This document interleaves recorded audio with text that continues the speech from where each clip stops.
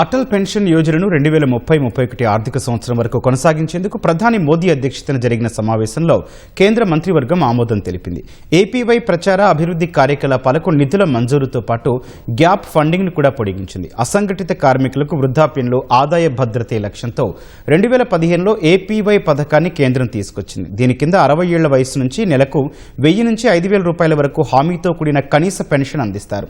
సూక్ష్మ, చిన్న, మధ్యతరహా పరిశ్రమలకు రుణ ప్రవాహాన్ని పెంచేలా small industries development bank of India సిడ్బీలో 5,000 కోట్ల ఈక్విటీకి కేబినెట్ ఆమోదించింది. ఈ మొత్తాన్ని 3 దఫాలుగా సిడ్బీలో ఆర్థిక సేవల విభాగం పెట్టుబడి పెట్టనుంది.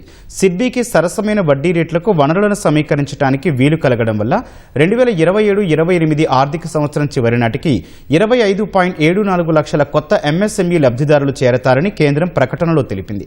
ఈ కేటాయింపు ద్వారా 1.12 కోట్ల ఉద్యోగాల కల్పన జరుగుతుందని అంచనా వేసింది.